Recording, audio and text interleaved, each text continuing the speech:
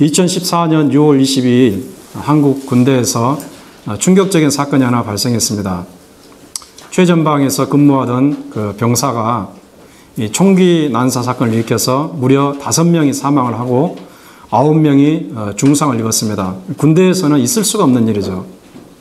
국가에서 군인들에게 총을 지급할 때는, 실탄을 지급할 때는 백성들을 지키고 또 적군이 쳐들어오게 되면 거기에 맞서 싸우라고 지급하는 것이거든요. 그리고 군대에서 군인들이 계속해서 외우는 것이 그것입니다. 우리는 백성들을 지키는 자들이다. 그런 내용의 그 메시지를 계속 외우고 있습니다. 그런데 총을 들고서 동료들을 향해서 사격을 해서 5명의 동료들을 죽이고 9명을 중상시켰다는 것은 정말 있을 수가 없는 일입니다. 그것도 한참 이렇게 지위가 낮은 그런 사람이었다면 조금 이해가 될 수 있는데, 제대를 3개월 남겨둔 병장이 그런 일을 했어요. 우리가 이름은 모르지만 임병장이라고 합니다. 임병장이 그런 일을 했는데 너무 충격적인 일이라서 온 사회가 발칵 뒤집혔습니다. 그런데 나중에 이 병장에게 인터뷰를 하면서 도대체 왜 그런 참혹한 일을 했는지 알아냈는데 아주 간단한 일이었습니다. 이 사람이 군대 생활을 하는데 자꾸 사람들이 인정을 안 해줍니다. 선임들이 무시를 하고 후임들도 무시를 하는 거예요. 그러니까 선임들만 무시하면 그래도 조금 견딜만 한데 후임들까지, 자기는 병장이네 상병, 일병 이런 후임들까지 막 자기를 무시하고 왕따를 시키니까 이 화가 막 계속 차오르다가 자기 이렇게 힘으로는 안 되니까 총이 자기에게 무기가 된 것입니다. 그래서 어느 날 자기가 철저하게 계획을 세우고 총을 그냥 난사해가지고 자기의 속에 있는 그 억울함, 원한, 이것을 그냥 한꺼번에 풀어버린 거죠. 그래서 자기 인생도 망치는, 자기 마음을 컨트롤하지 못해가지고 다른 사람의 생명을 해칠 뿐만 아니라 자기 인생까지 망치는, 그리고 얼마나 여러분 남은 인생이 힘들고 괴롭겠습니까? 어쩌면 사형까지 당할 수 있는 그런 사안입니다. 마음을 다스리지 못하고 분노가 남을 해치는 수준에까지 도달하도록 그렇게 내버리던 그런 사람이었습니다. 이렇게 이 분노가 폭발하는 것이 사실은 임병장 그 개인의 일만은 아닌 것 같습니다. 우리가 분노를 폭발시키든 폭발시키지 않든 많은 사람들이 사실은 마음속에 분노를 쌓아두면서 살아가고 있습니다. 가족의 일로 인해서, 자녀들 때문에, 또는 남편 때문에, 부인 때문에, 또는 교회의 성도들 때문에, 직장의 직원들 때문에, 또는 이웃 때문에, 또는 운전하다가 나와 전혀 일명식도 없는 그런 사람 때문에 마음에 분노가 생기고 그것이 쌓이다 보면 폭발하기도 하고, 또 그것을 폭력으로 나타내기도 하고 말로 나타내기도 하고 또 다른 여러 가지 심리 기저로 나타내기도 합니다. 한마디로 말해서 인간은 마음속에 항상 불안함과 이 분노와 화를 가지고 살아가는 존재라고 말할 수가 있어요. 마음속에 진정한 평강이 자리 잡기 힘듭니다. 나에게 한번 이렇게 해를 끼친 사람들에게는 이렇게 한번 먹여줘야지 시원한 그런 마음을 가지고 우리가 이 땅을 살아가고 있습니다. 제가 한 번은 한 4년 전 일인데요. 하이웨이에서 운전을 하고 있었습니다. 그런데 그 하이웨이가 한 시속 55마일로 이렇게 달릴 수 있는 하이웨이입니다. 리미트 그 속도가 55마일인데 그 도로를 보통 55마일, 60마일 이렇게 달려요. 보통 사람들이 60마일, 65마일까지는 안 달립니다. 그런데 경찰이 많으니까. 그런데 그때가 제가 교회를 끝나고 밤에 집에 돌아가는 시간이었는데 차선이 2차선입니다. 일방통행 2차선인데 저는 2차선으로 천천히 가고 있었습니다. 55마일로. 그런데 오른쪽에서, 왼쪽에서 1차선에서 빠른 속도로 주차가 이렇게 가더라고요. 저를 추월해서 갔는데 두 사람끼리 이렇게 레이스 경쟁하는 겁니다. 레이스. 누가 더 빨리 가느냐, 뭐 이런 겁니다.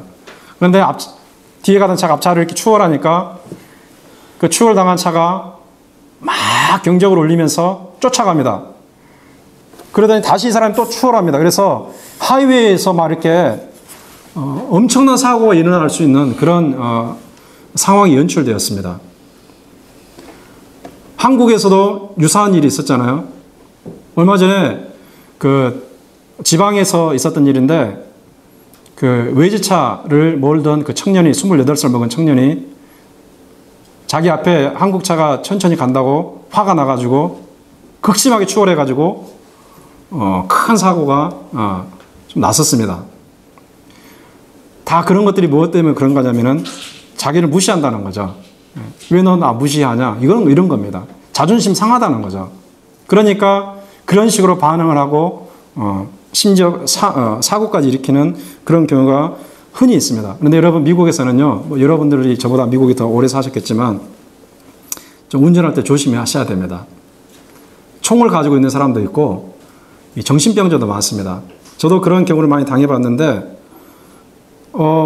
쓸데없이 저는 이제 규정 속도로 이제 보통 달리는데 그것이 느리다고 생각을 했는지 저를 추월하면서 창문을 열고 손을 내밀어 가지고 손가락을 요구를 하는 사람이 있었고 그런 사람들도 많이 봤습니다. 근데 심한 경우는 총으로 이렇게 쏘는 경우도 있습니다. 우리가 도로상에서라든지 어떤 상황에서 남에게 이렇게 자존심이 상하다든지 억울한 일을 당했다고 해서 대응을 하다 보면은 한국 사람들은 좀 덜한 것 같아요. 그런데 미국 사람들은 그런 분들이 있기 때문에 우리가 오히려 정말 예상하지 못한 피해를 당할 수도 있습니다. 항상 우리 마음을 다스릴 필요가 있는 것 같아요. 이렇게 현대인들은 서로 오해하기도 하고요, 의심하기도 하고요, 비방하기도 하고 미워하기도 하고 용서하지 않기도 하고 서로 담을 쌓기도 하고 앙심을 품고서 폭발하기도 합니다. 이것이 사실상 이 땅을 살아가는 모든 사람들의 이 마음의 기저에 깔려있는 상태라고 볼 수가 있어요. 우리도 형태는 다르지만은 이 마음 속에 여러 가지 것들이 이루어지고 있고 그로 인해서 화평과 평강이 사라지는 경우도 있습니다. 관계에 있어서도 서로 이간질하고 다투기도 하고 분쟁하는 경우도 있습니다. 그런데 오늘 우리가 읽은 이 성경 말씀에 보니까 사도 바울이 이러한 시대를 상상하면서 우리에게 하시는 말씀이 있습니다. 뭐라고 얘기하냐면은 할 수 있거든 너희로서는 모든 사람으로 더불어 화목하라. 성도라면은 가능한 한 모든 사람으로 더불어서 화목하는 삶을 살아야 된다. 이것을 바울이 힘줘서 말하고 있습니다. 이것은 사실 권면이 아니고 명령이거든요. 화목하라. 명령의 말씀을 하고 있습니다. 어떠한 상황을 염두에 두고 이렇게 말하는 것인가? 먼저 14절 말씀 보니까 이렇게 되어 있습니다. 너희를 핍박하는 자를 축복하라. 축복하고 저주하지 말라. 자, 어떤 상황이냐면요. 자, 우리를 박해하는 상황에서, 이 핍박이라는 것은 박해를 한다는 거죠. 박해하는 상황에서 우리가 화목을 가져올 수 있어야 된다. 자, 어떻게 함으로써? 축복함으로써. 이 축복하고 저주하지 말라 그랬죠. 자, 이와 같은 삶이 사실은 화평과 화목과 평강을 가져오는 삶이다. 이렇게 말하는 것입니다. 이 핍박이라는 것은 여기서 무슨 말이냐면은 이 시대에 쓰여진 그런 글이 쓰여진 상황을 생각을 해야 되는데 예수 믿는 것 때문에 이 박해를 당하는 것을 말합니다. 예수 믿는 것 때문에 죽이려고 그러고 직업을 빼앗고 사회생활을 하지 못하게 만들고 그런 상황입니다. 그러니까 우리가 어떤 사람들로 인해서 당하는 그런 어려움 그 정도가 아니에요. 만약에 우리가 이슬람 그런 세계에 살아가고 있다. 그러면은 이 말씀이 조금 피부에 와 닿을 거라고 생각을 합니다. 우리를 핍박하는 그런 상황에서 그 사람을 축복하라 이렇게 말하는 거죠. 정말 이해가 잘 되지 않습니다. 어떻게 내가 예수 믿는다고 해서 나를 핍박하는 사람을 내가 축복할 수 있겠는가. 정말 잘 이해가 되지 않습니다. 자, 바울은 심지어 그런 사람에게까지 축복을 하라고 말하는데 우리의 상황은 어떠한가? 우리는요, 이 종교적인 이유 때문에 핍박하는 그런 사람이 아니라 그냥 인간 관계 속에서 우리를 좀 비방하거나 좀 난처하게 하는 사람이 있으면은 그냥 맞받아 쳐가지고 악담을 퍼붓거나 똑같은 식으로 대응하는 것이 사실 우리의 모습입니다. 그래야 마음이 풀리죠. 안 그러면은 이 마음이 계속해서 힘들어하는 것이 보통 우리의 마음인 것 같아요. 그런데 하나님께서는 우리의 그런 본성과 정반대의 명령을 하시잖아요. 왜 이런 명령을 하시는 것인가? 하나님은 우리가 그냥 자존심도 쓸개도 없이 그렇게 살아가기를 원하시는 것인가? 우리가 다른 사람에게 계속 짓밟히면서 계속 굴욕적인 삶을 살기를 원하시기 때문에 이런 명령을 하시는 것인가? 그것은 아닙니다. 우리는 잘 그걸 이해하지 못하지만요. 만약에 우리가 그렇게 하게 되면 결국에는 궁극적으로는 그 유익이 우리 자신에게 돌아옵니다. 예수님께서 마태복음에서 하신 말씀을 보시면 우리 한번 이 말씀을 같이 읽어보겠습니다. 시작. 나를 인하여 너희를 욕하고 핍박하고 거짓으로 너희를 거스려 모든 악한 말을 할 때에는 너희에게 복이 있나니 기뻐하고 즐거워라. 하늘에서 너희의 상이 큼이라. 아멘. 예. 이것도 어려운 말씀입니다. 저는 성경을 읽을 때마다 어떻게 이런 말씀이 있을까? 어떻게 이렇게 성경이 어려울까? 왜 어려운가 하면은요, 우리 인간이 수용하기 힘들기 때문에 어렵습니다. 수학적인 그런 난해함이 있다는 것이 아니라 우리 인간이 이 말씀을 그대로 수용하는 것이 어렵기 때문에 이 말씀이 어려운 것입니다. 우리를 핍박하는 사람을 그것으로 인해서 즐거워하고 기뻐하라고 그러는 거죠. 그런데 한 가지 우리가 기억할 것은 하늘에서 너희의 상이 큼이라 이렇게 말합니다. 하늘에서 너희의 상이 큼이라. 우리 하나님께서 다 하시고 우리 하나님께서 다 갚아주신다는 말입니다. 하나님께서는 우리가 흘린 눈물 다 씻어주시고 우리가 당했던 고통 모두 다 회복시켜주시고 우리 하나님께서 엄청난 것으로 갚아주십니다. 이런 말씀이 있음에도 불구하고 우리의 본성은 악한 사단과 이렇게 연합을 해가지고 나를 해치는 사람을 자꾸 보복하라고 이렇게 속삭입니다. 심한 경우에는 상대방이 저주받을 사람이 아님에도 불구하고, 즉 우리를 핍박하지 않음에도 불구하고 우리 자신이 너무 악해가지고 그 사람을 저주하는 경우도 있어요. 그러나 그 경우에 저주라는 것이 상대방에게 해당되는 것이 아니라 자기 자신에게 돌아와서 자기를 친다는 사실을 우리가 알아야 됩니다.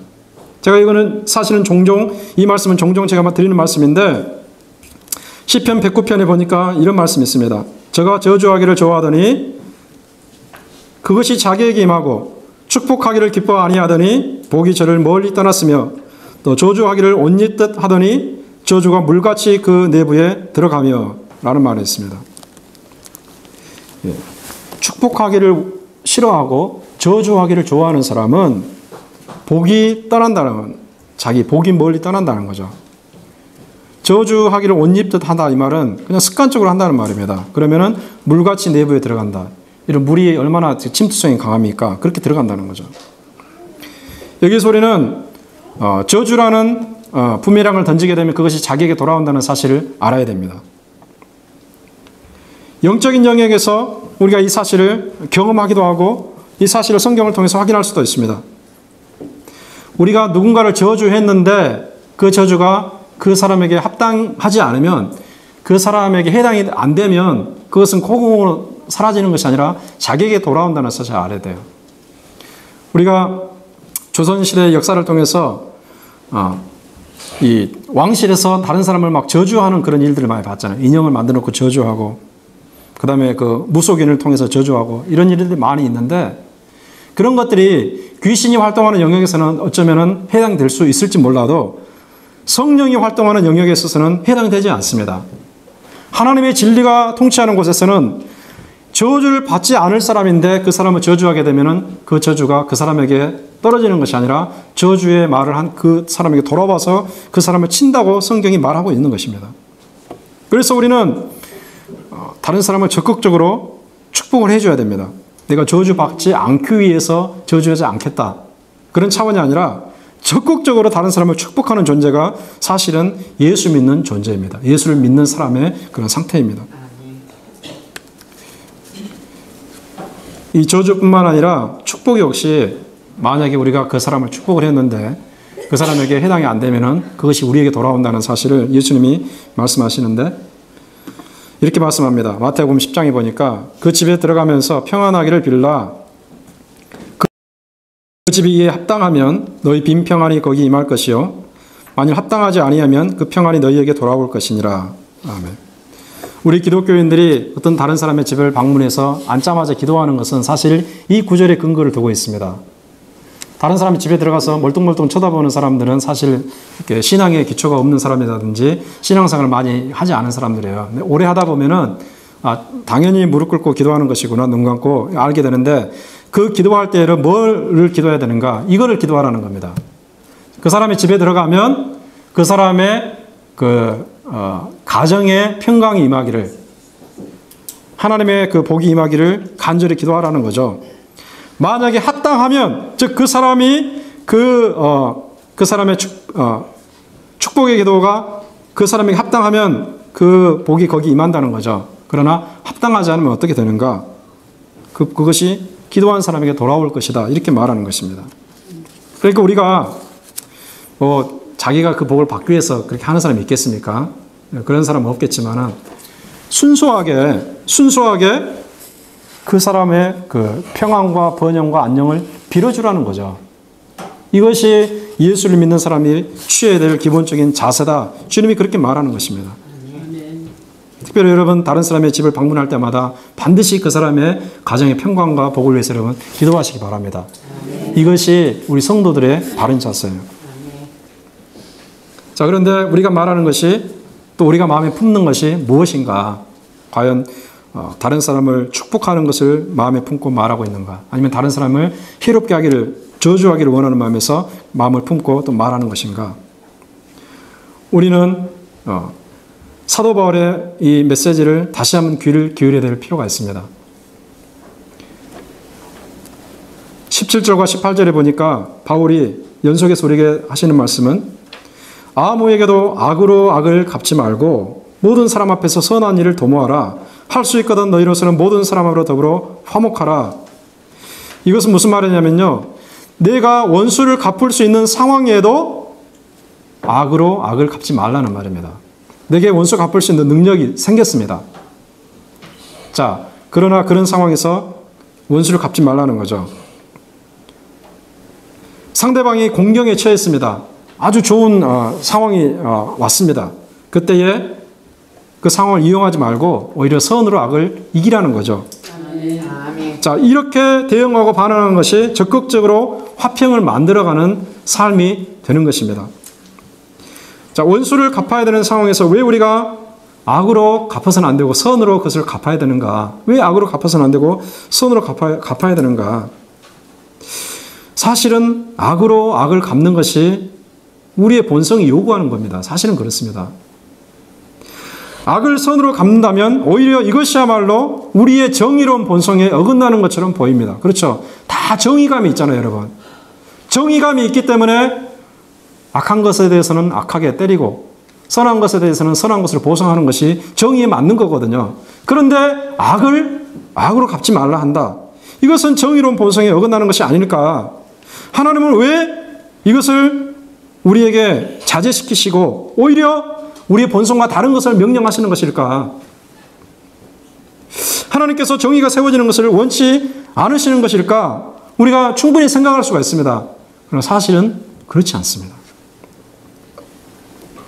하나님은 하나님의 정의가 세워지는 것을 원치 않아서, 그것을 보고 싶지 않아서 우리에게 이와 같은 것을 요구하시는 것이 아닙니다. 그럼 왜 하나님께서는 우리에게 원수를 갚지 말고, 즉 악을 악으로 갚지 말고 선으로 악을 이기라고 말씀하시는 것인가? 이것은요, 하나님의 일이기 때문에 그렇습니다. 우리가 본문 말씀을 참조할 필요가 있는데 이렇게 되어 있습니다. 19절에 원수 갚는 것이 내게 있으니 내가 갚으리라고 주께서 말씀하시니라. 원수 갚는 것이 우리 개개인에게 있지 않다고 그럽니다. 원수 갚는 것은 하나님에게 있다. 하나님에게 있다. 이게 신명기에 나오는 율법의 말씀이거든요. 만약에 우리가 이 개인 대 개인으로 이루어진 일로 인해서 개인적인 보복을 할 경우에는요, 사실은 하나님의 자리를 빼앗는 꼴이 됩니다. 자, 피조 인간이 창조자 하나님의 자리를 빼앗는다면 그것은 하나님의 자리를 침해하는 거거든요. 그래서 하나님께서는 개인적인 보복을 하지 말라고 그러는 거예요. 심판자는 오직 하나님뿐이다. 그 하나님께서 이 땅에 부여하신 권한은 국가에게 부여한 권한이 있죠. 그리고 교회에 부여한 권한이 있죠. 국가는 범인들을 잡아서 법에 따라서 심판할 수 있는 권한을 하늘로부터 받았습니다. 교회도 마찬가지죠. 질서를 어지럽히는 것에 대해서 견책하고 징계할 수 있는 권한을 하늘로부터 받았죠. 그러나 개인은 할 수가 없습니다. 여러분, 왜 법에서 다른 사람을 죽이는 사람을 처벌하겠습니까? 개인이 할 수 없다는 겁니다. 극단적인 정당 방위의 상황 아니고서는 다 처벌합니다, 여러분. 다 처벌합니다. 어떤 경우도 처벌하냐면요. 생활고가 너무너무 힘들어가지고 정말 살아갈 수가 없어요. 경제적으로 너무너무 힘들어 살아갈 수가 없어요. 그래서 자녀들을 죽이고 동반 자살하려고 하는 사람들, 그런 자살하는 실패하고 자녀들만 죽인 사람들, 이 사람들에 대해서도 법은 엄정하게 심판을 가하고 있습니다. 개인이 그렇게 할 수가 없습니다. 그래서 우리는 이 원수 갚을 수 있는 상황에서 자기의 어떤 책략과 자기의 지혜와 자기의 힘으로 하려고 해서는 안 됩니다. 오직 하나님께 맡겨야 돼요. 네. 하나님의 정의의 때에 맡겨야 돼요. 여기에는요, 뭐가 필요하냐면 인내심이 필요합니다. 또 여기에는 뭐가 필요하냐면 믿음이 필요합니다. 왜 그럽니까, 여러분?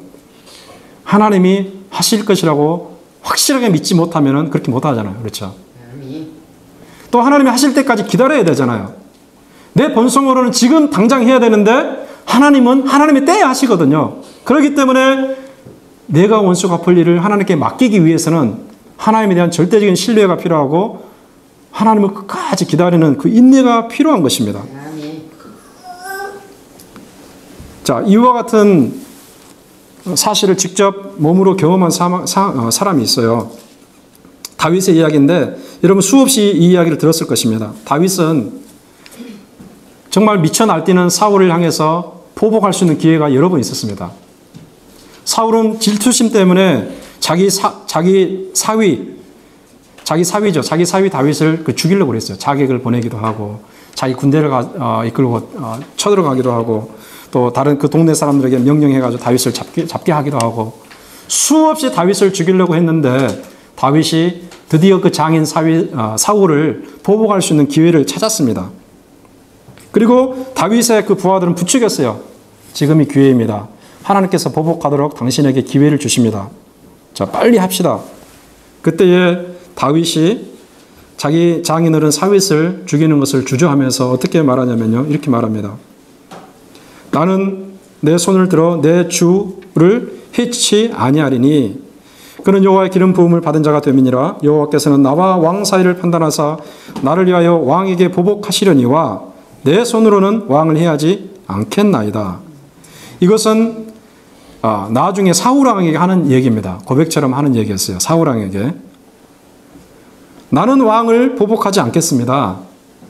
내 손으로는 왕을 해하지 않겠습니다. 여호와가 판단할 것입니다. 여호와가 판단할 것입니다. 하나님의 주권을 인정한 겁니다. 하나님의 심판권을 인정한 겁니다. 만약에 자기가 자기 손으로 피를 묻혀서 왕위를 쟁취한다. 그러면은 사실 정통성에도 문제가 생기는 것입니다. 다윗이 그런 정치적인 그런 논리 때문에 그렇게 한 것이 아니라 하나님의 주권을 인정하기 때문에 하나님의 심판권을 오로지 인정하기 때문에 자기의 보복의 일을 스스로 하지 않고 하나님께 맡겠다는 것을 우리가 기억할 필요가 있습니다. 자, 그런데 우리는 어떻습니까? 마음에 맺힌 원한을 따라서 원수를 보기 좋게 넉다운 시켜야지 속이 풀리는 그런 마음을 가지고 있어요. 그렇게 하지 못하면 억울해서 견디지 못하는 사람들이 너무나 많이 있습니다. 오히려 공경에 처한 원수에게 악이 아닌 선으로 갚는 것이 자기 본성과는 정반대로 생각이 됩니다. 하지만 우리는 기억을 해야 돼요. 이것이 하나님께서 원하는 것이 아닙니다. 하나님은 우리가 참기를 바라요.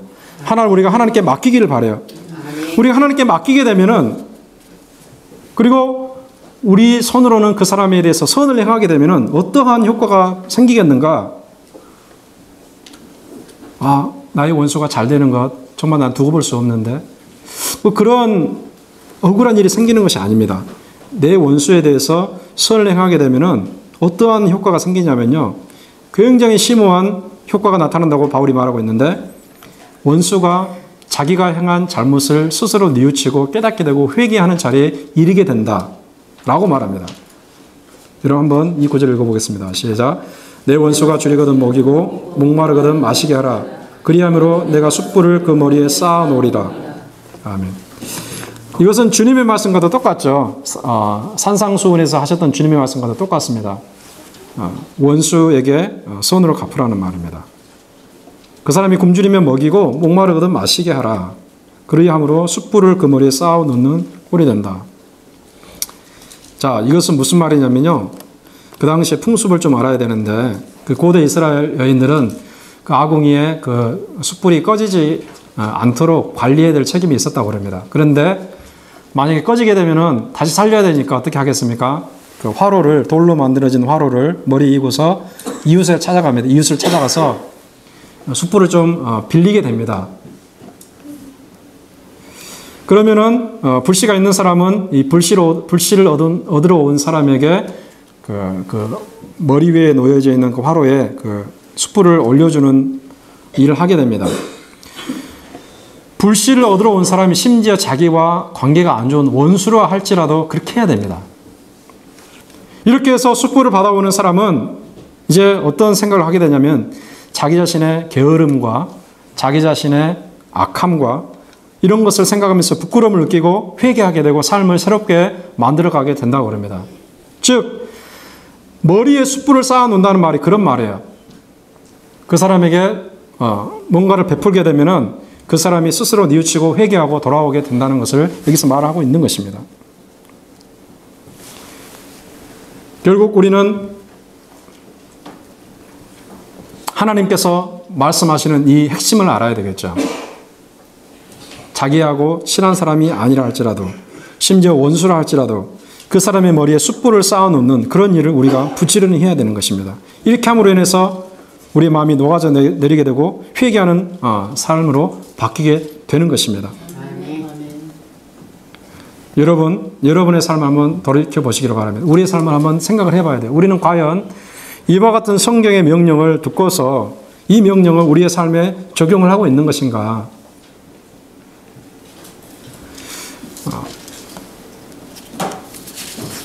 사실 이것을 우리가 하기를 원하지만은 방해하는 그리고 이것을 가로막는 제어하는 것이 너무나 많이 있습니다. 우리 본성 자체가 그래요. 본성이 불가능합니다. 우리 자존심이 그걸 가로막습니다. 그리고 사람들은 왠지 모르게 자기하고 관계가 안 좋은 사람이 잘 되는 것을 원치 않아요. 이건 참 안 좋은 면모인 것 같아요. 모든 것을 하나님의 관점으로 볼 수 있어야 되는데 나하고 관계가 안 좋은 사람에 대해서는 잘못되기를 원하는 그런 어떤 이 이상하게 꼬인 마음이 인간에게 있습니다. 이런 자존심과 그런 질투하는 마음과 이런 것 때문에 내가 선을 가지고 악을 갚아야 되는데 악으로 악을 갚는 그런 일을 우리가 되풀이하고 있는 것을 우리가 볼 수가 있습니다. 그래서 사실상 이 명령을 우리 본성으로 행하는 것은 불가능합니다, 여러분. 그냥 그렇게 해라. 네, 알겠습니다. 이게 아닙니다, 여러분. 하나님이 명령했으니까 순종하겠습니다. 하려고 결단해도 잘 되지 않습니다, 여러분. 잘 되지 않습니다. 신용은 낼 수는 있지만은 마음속 깊은 곳으로부터 진실하게 하기는 정말 어렵습니다, 여러분. 그러면은 이것이 원천적으로 불가능한 일이니까 우리가 포기해야 되는 것인가? 그렇지는 않습니다. 성경은요, 우리의 힘으로는 불가능하지만 어떤 다른 힘을 빌게 되면 가능하다고 말을 하고 있습니다. 그러면 무엇을 우리가 깨달아야 되는가? 한 가지 사실을 깊이 깨닫게 되면 우리가 이 부분을 해결할 수가 있습니다. 한 가지 사실을 깊이 깨닫게 되면 그 깨달음이 깊이 우리 안에 들어오게 되면 우리가 본성으로는 안 되지만 그 깨달음을 통해서 악을 선으로 갚을 수 있는 사람이 되는 것입니다. 그 무엇인가? 예수님의 십자가 구속 사건을 깨달아야 된다는 사실입니다. 예수님 십자가 구속 사건이에요. 자, 우리는 어떻습니까, 여러분? 우리 자신을 보면은 우리는 하나님 앞에 매사에 불순종했어요. 여러분이 사회적으로 살인을 하지 않아도, 강간하지 않아도, 사기를 치지 않아도, 다른 사람 집에 들어 강도행위하지 않아도 마음속으로 하나님의 법을 어기는 것이 정말 너무나 많이 있습니다. 하나님의 거룩한 법을 어기고 하나님 앞에서 대적하고 악하게 살아가는 것이 인간의 마음속에서 다반사에 일어나고 있는 일입니다. 이렇게 우리가 하나님의 법을 어겼는데 하나님 앞에서 악을 행했는데 그 모든 그 죄에 대한 책임을 한 분이 지셨어요. 예수님이 지시고 그분은 하나님의 형벌을 당할 필요가 없는 분인데 그분이 우리를 대신해서 십자가에서 돌아가셨어요. 자, 그것을 보시고 우리 하나님께서는 우리에게 쏟아부어야 될 진노를 참고 계시는 것입니다. 단지 독생자가 그것을 받았다는 사실 한 가지 때문에 우리에게 쏟아부어야 될 진노를 하나님께서 참고 계시는 거예요. 하나님의 보복을 받아도 마땅한 사람인데 하나님께서 보복하지 않으시고 그냥 너그럽게 보시고 덮어주시는 거예요. 왜? 예수님이 대신 당하셨기 때문에. 이렇게 생각할 수 있겠어요. 아, 목사님 무슨 말입니까? 하나님은 사랑의 하나님이 아닙니까? 하나님은 사랑의 하나님이니까 모든 것을 덮고 모든 것을 수용하고 모든 것을 그냥 모른 채 하는 그런 분이 아닙니까? 물론 하나님이 사랑의 하나님이라는 것은 맞습니다.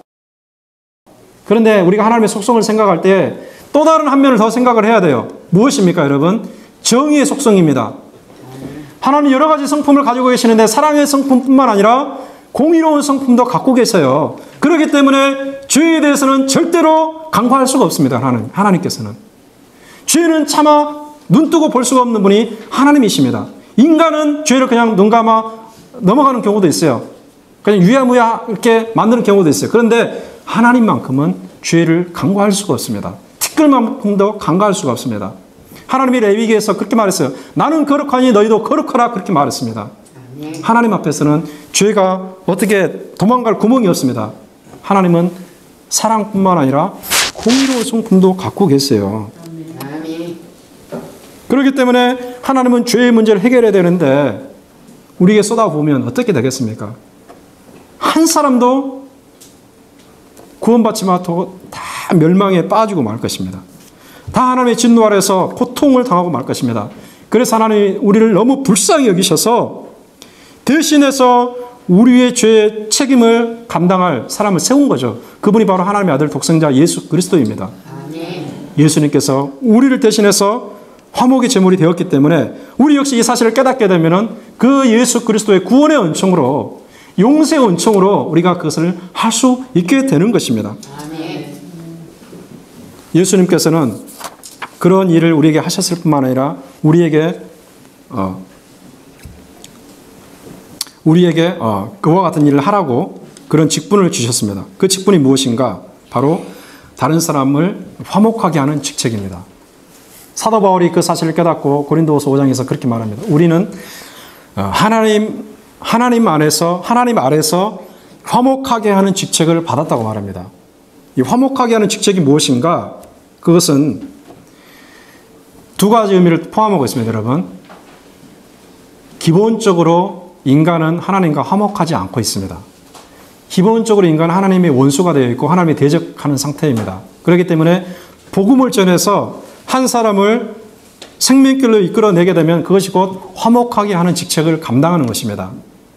자, 그런 측면에서 모든 복음 전도자들은 화목하게 하는 직책을 수용하고 있다. 이렇게 말하는 것이죠. 두 번째 측면은 뭐냐면은 인간 간의 관계에 있어서 서로 화목을 이끌어내는 직책이라는 것이죠.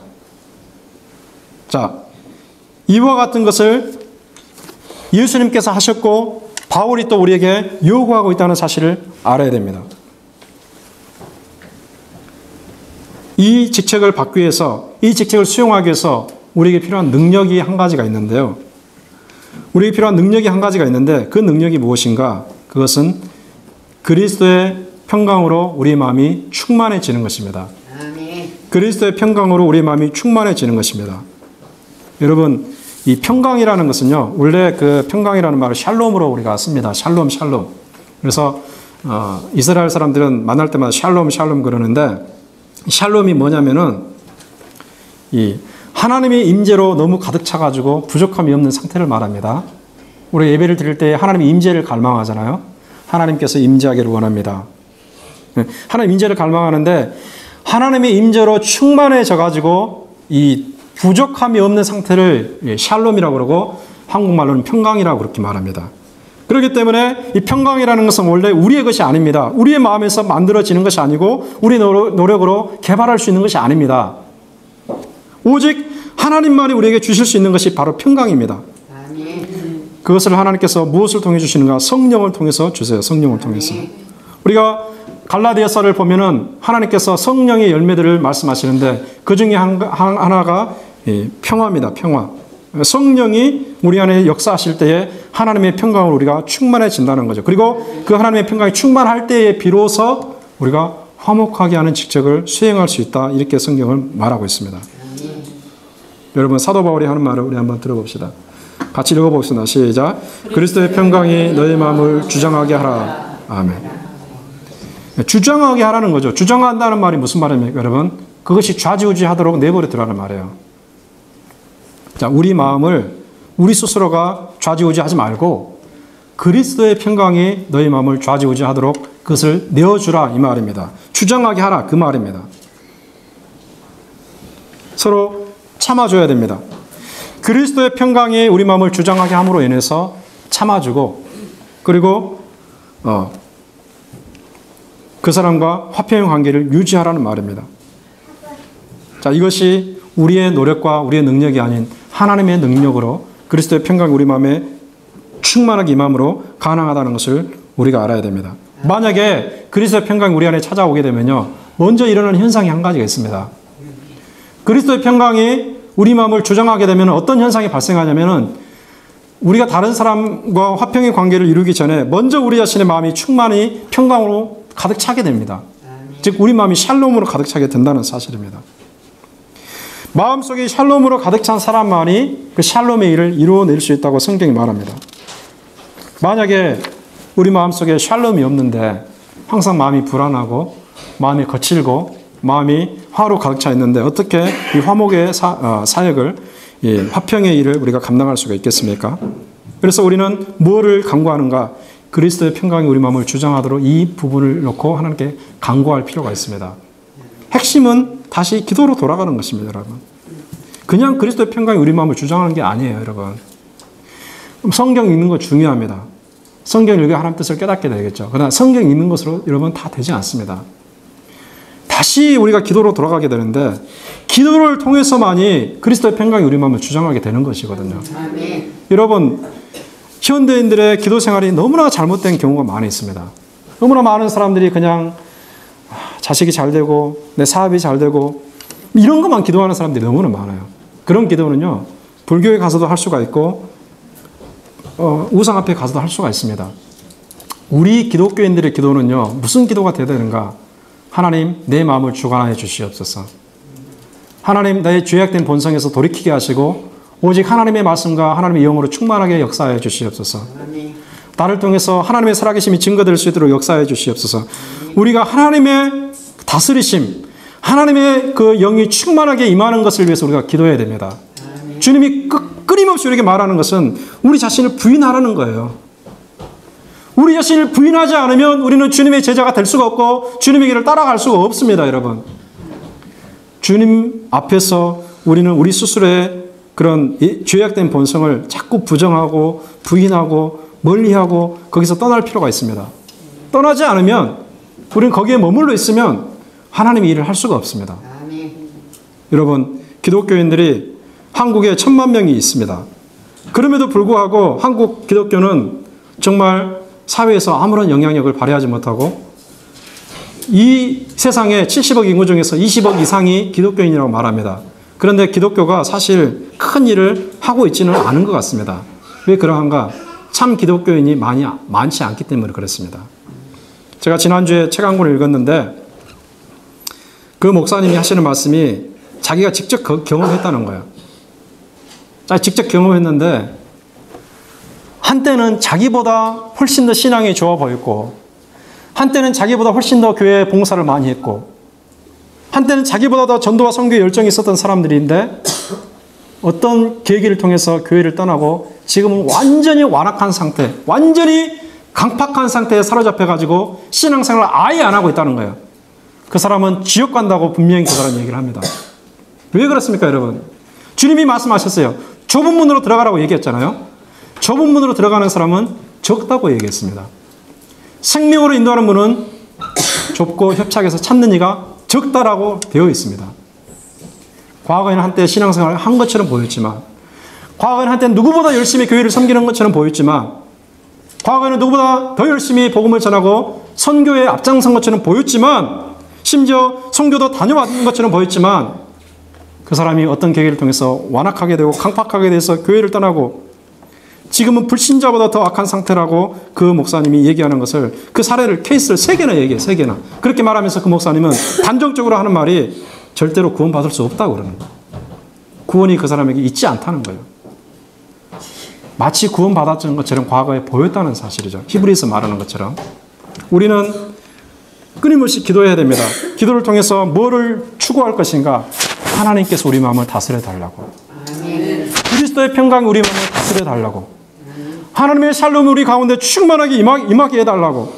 그래서 심지어 우리를 박해하는 사람에게까지 숯불을 그 머리에 쌓아 놓을 수 있는 정도가 되게 해달라고, 그렇게 우리가 하나님께 기도해야 됩니다. 그럴 때 우리 가운데 평강이 이루어지고, 그 가운데 우리 가운데 화목이 이루어지고 샬롬이 이루어지게 될 것입니다. 우리가 예수 그리스도께서 하신 사역을 기억하시면서, 그리고 주님께서 우리에게 주신 사역을 기억하시면서 끊임없이 기도하는 가운데 그리스도의 평강을 추구할 수 있는, 그래서 평강의 가정, 평강의 교회, 평강의 여러분의 직장을 만들어갈 수 있는 은혜가 있기를 주님의 이름으로 축원합니다.